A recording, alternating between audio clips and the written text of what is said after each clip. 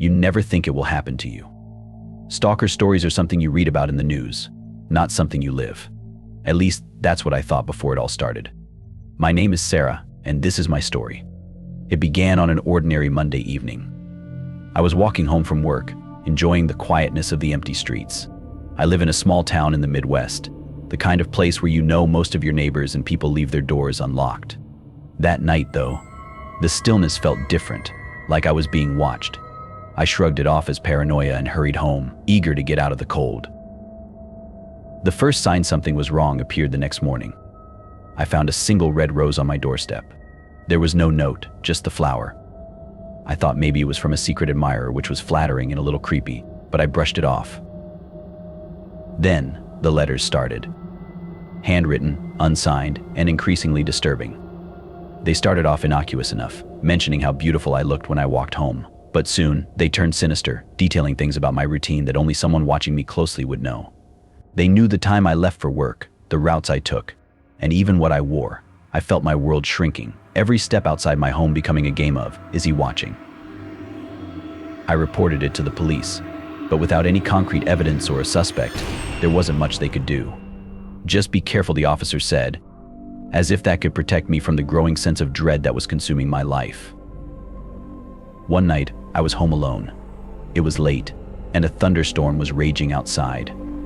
The power flickered, casting strange shadows around my living room.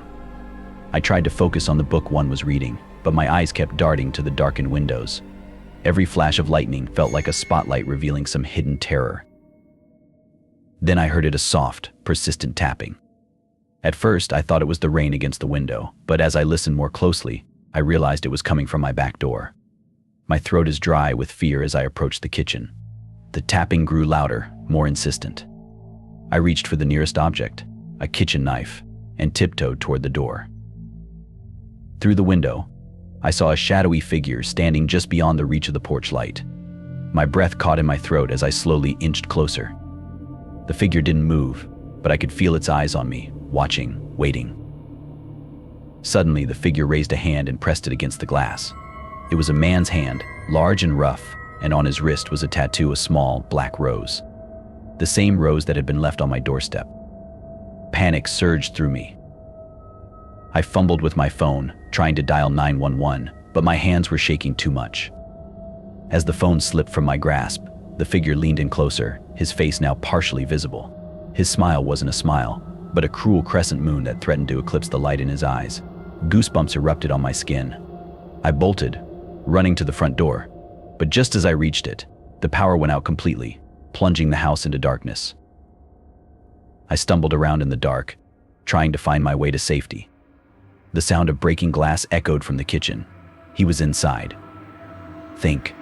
I screamed at myself silently, trying to think of a place to hide. The basement. I dashed down the stairs, slamming the door shut behind me. I crouched in a corner, clutching the knife, and tried to steady my breathing. Footsteps echoed above me, slow and deliberate.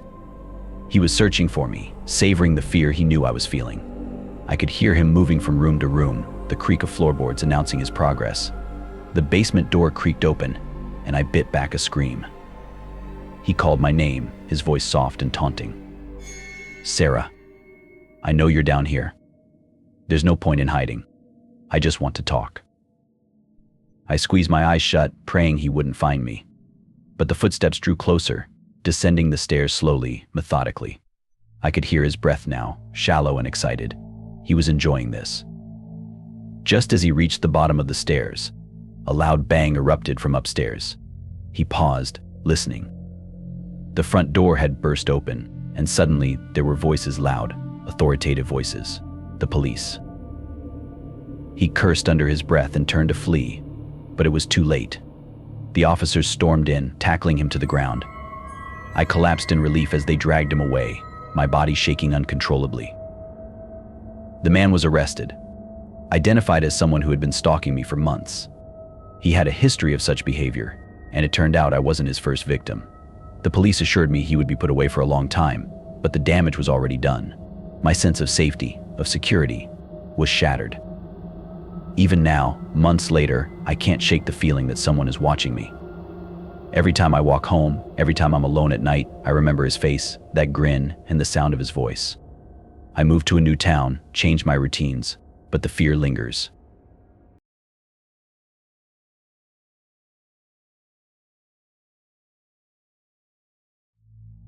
I never thought I'd be the type of person to have a stalker. I mean, who does? But as I sit here, telling this story, the hair on the back of my neck still stands up. It all started innocently enough. I moved into a new apartment in a quiet neighborhood just outside of Chicago. The building was old, but it had character, and I was excited to make it my own. The first sign that something was wrong was subtle. I'd come home from work and notice things slightly out of place. At first, I blamed it on my overactive imagination. Maybe I left the window open and the breeze knocked over that photo frame. Maybe I was just too tired to remember where I put my keys. But then, it started getting weirder. One night, as I was settling in with a glass of wine and a movie, I heard a faint tapping on my window. I lived on the 3rd floor, so the sound was unsettling, to say the least. I brushed it off as tree branches, or maybe a bird, even though there were no trees close enough to touch my window. Days turned into weeks, and the feeling of being watched grew stronger. I began to notice a shadowy figure lingering across the street. At first, it was just a shape in my peripheral vision, but soon it became more defined. It was a man, always standing in the same spot, just outside the circle of light from the street lamp. He never moved, never approached, just watched. I told my friends about it, and they laughed it off, saying I was being paranoid. But then, the notes started appearing. Slipped under my door, they were simple at first. Nice dress today. Love your hair like that. Harmless compliments, but they felt invasive, like someone was intruding on my personal space. One evening, after a particularly stressful day at work, I came home to find a single red rose on my doorstep. There was no note this time, but I knew it was from him. I felt a chill run down my spine. How had he gotten into the building? My heart raced as I quickly picked up the flower and threw it in the trash.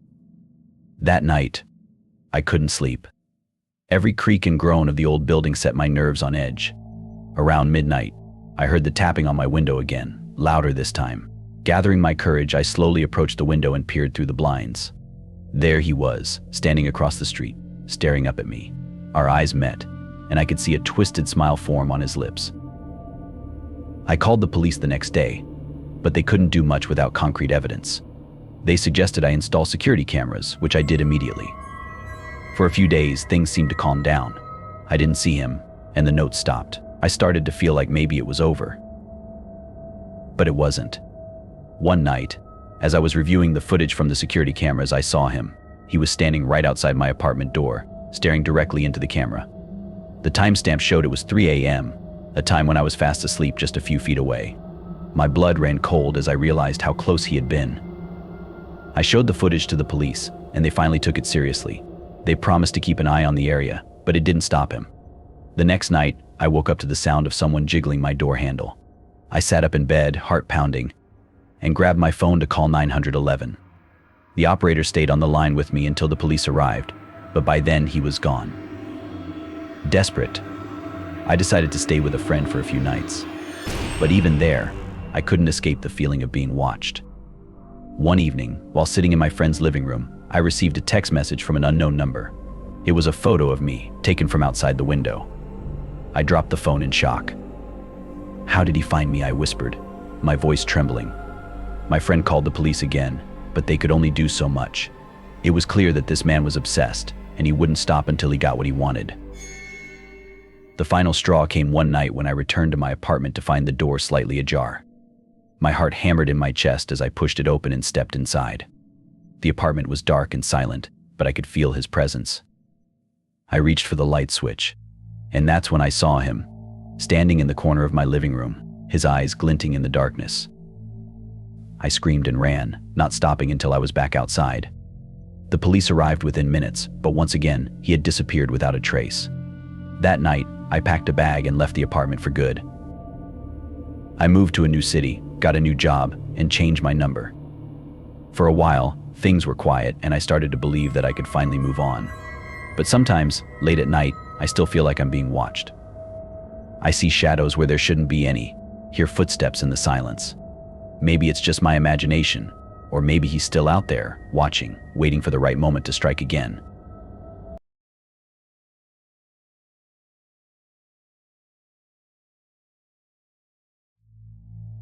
You ever get that feeling someone's watching you? I used to laugh it off until it happened to me. My name's Sarah, and this is my story. I moved to a small town in Ohio for a fresh start. My new place was a cozy little house on a quiet street, the kind of place where people wave at each other and kids play outside until the streetlights come on. It was perfect, or so I thought. It started with little things. I'd come home from work and find my garden gate open, or the mail scattered on the porch. At first, I thought it was just neighborhood kids messing around. But then, one evening, as I was settling in with a book, I heard a faint rustling outside my window. I tried to ignore it, convincing myself it was just the wind or a stray animal. A few days later, I found a note on my windshield. Beautiful smile, it said, in neat, block letters. No signature, no clue who it was from. I laughed it off, telling myself it was probably some harmless prank. But then the notes kept coming. Love your dress, saw you at the coffee shop, you're perfect. Each note made my skin crawl a little more. I started to feel paranoid, like eyes were on me everywhere I went. I'd look over my shoulder constantly but never saw anyone. My friends told me I was overreacting, that it was probably just someone with a crush, but it didn't feel like that. It felt wrong. One night, as I was drifting off to sleep, I heard footsteps outside my bedroom window. My heart pounded as I strained to listen. The footsteps stopped, but then I heard a soft tapping on the glass. I froze, barely daring to breathe. The tapping continued, slow and deliberate. Summoning all my courage, I peeked out from behind the curtain. There was no one there, just the dark, empty yard. The next day, I installed motion sensor lights around the house. For a while, things seemed to settle down. No more notes, no more strange noises. I started to relax, thinking maybe it was over. But then, one night, I was jolted awake by the blinding flash of the lights. I stumbled to the window and saw a shadowy figure darting away into the darkness. I called the police, but there wasn't much they could do without any solid evidence. They promised to patrol the area more frequently, but I could tell they didn't take it seriously. To them, I was just another paranoid woman living alone. A week later, I came home to find my front door ajar. My stomach dropped as I realized I never forgot to lock it. I stepped inside cautiously, my heart hammering in my chest. Everything looked normal until I reached the living room. There, on the coffee table, was a single red rose. No note this time, just the flower mocking me with its presence. I called the police again, but by the time they arrived, the intruder was long gone. They suggested I get a security system, so I did. Cameras, alarms, the works. I even considered getting a dog, but I was allergic. Every night, I'd check the locks 3 times, peek out the windows, and sleep with my phone clutched in my hand. One particularly stormy night, the power went out.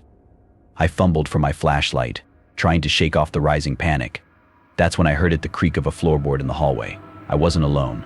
I slowly made my way to the bedroom door, my heart pounding so hard it felt like it would burst.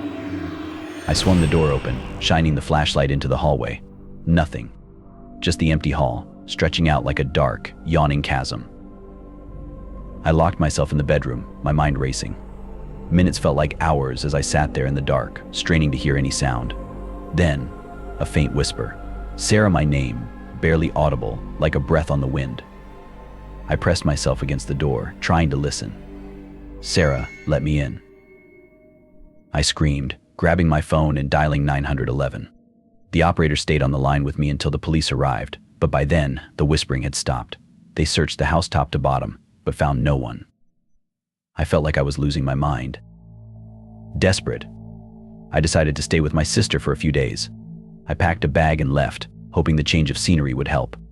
But the feeling of being watched followed me.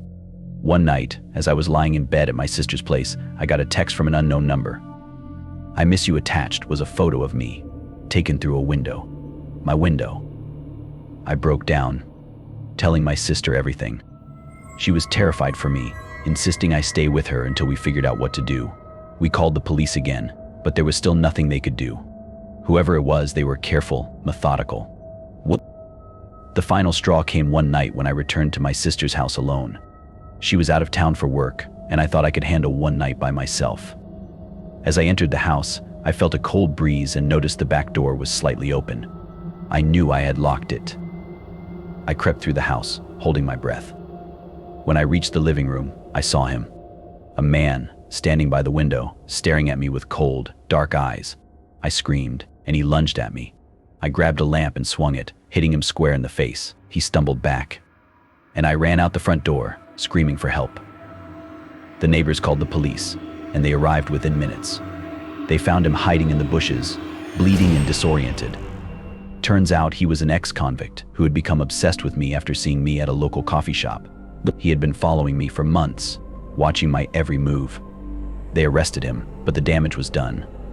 I couldn't shake the feeling of being watched, the terror of knowing someone had been in my home, invading my space. I moved again, this time to a different state, and changed my name.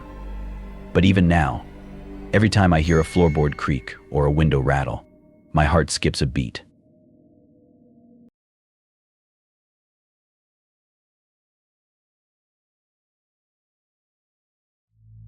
Man, I still get chills thinking about it. You hear stories about stalkers online, all creepy and stuff, but this was different.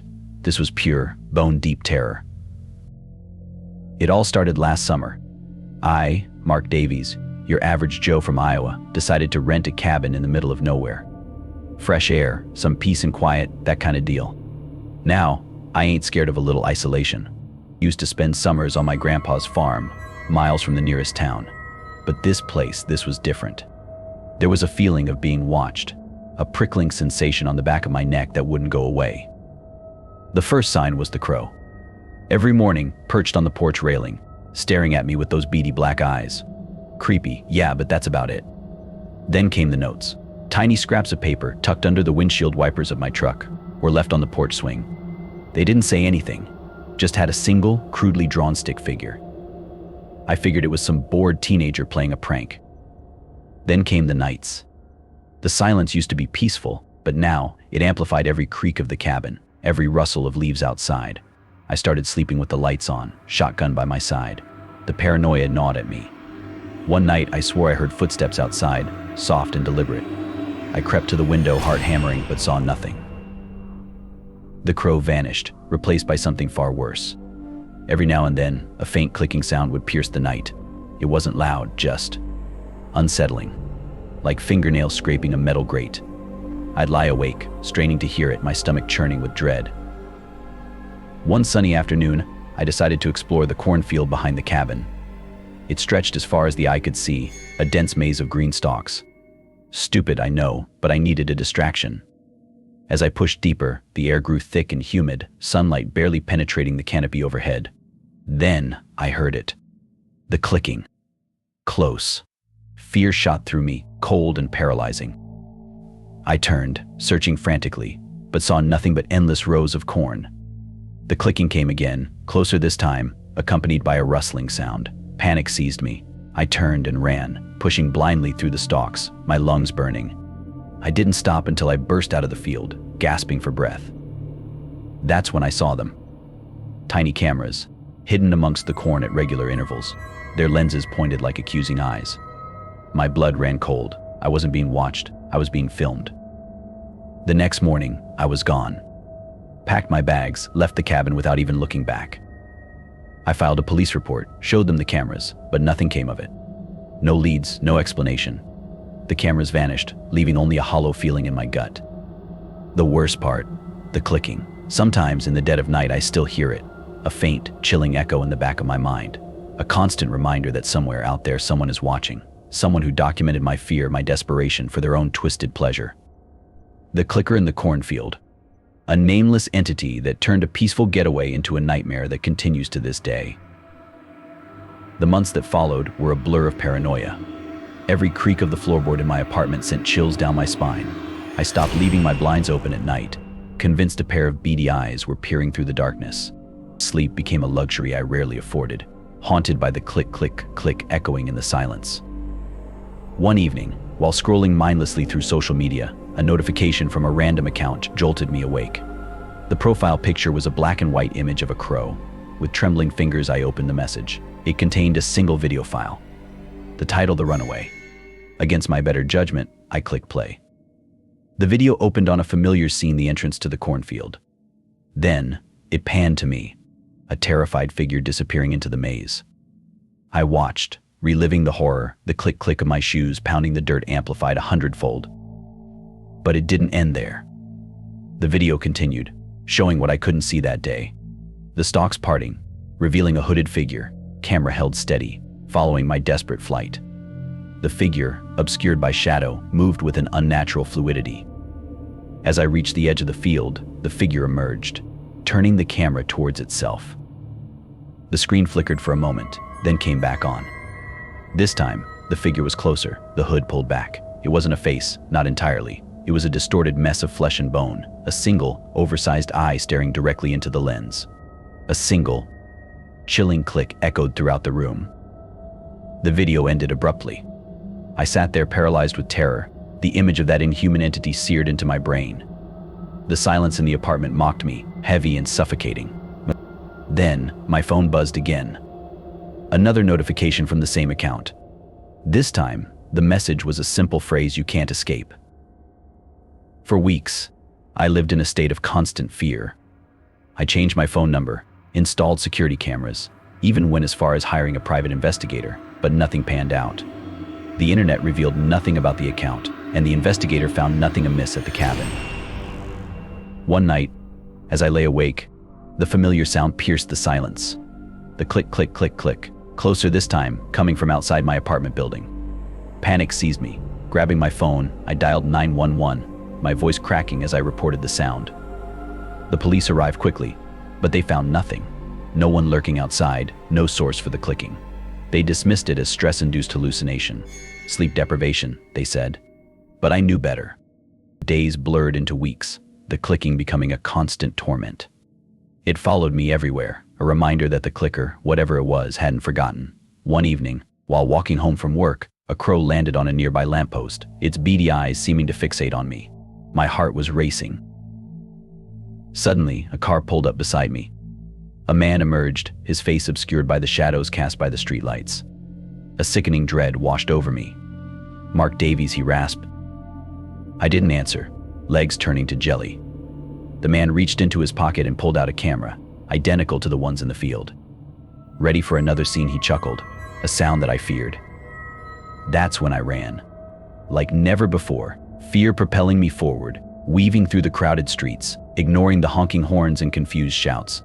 I didn't stop until I reached the police station, bursting through the doors, babbling about the car, the stalker, the clicker. This time, they believed me. Maybe it was the look of sheer terror in my eyes, the frantic way I clutched the phone clutched in my hand, the grainy video still playing on the screen. They took me in, put me in a safe house, promised to find the man. I haven't heard the clicking in days, but the fear remains, a constant companion. I know the clicker is out there, the video a twisted trophy, proof of my terror. Sometimes, late at night, I swear I see the silhouette of a crow perched on my windowsill, its beady black eyes gleaming with a chilling anticipation. The clicker in the cornfield is gone, but the terror it unleashed lingers. I'm a prisoner of fear, forever haunted by the unseen, the unknown. And as I lie awake in the sterile silence of this safe house, a single thought echoes in the emptiness somewhere. Out there, someone is watching, waiting for the next click. If you want to see more horror stories, please like the video, share your thoughts, and subscribe to our channel. Stay with us, thank you, and see you in the next video.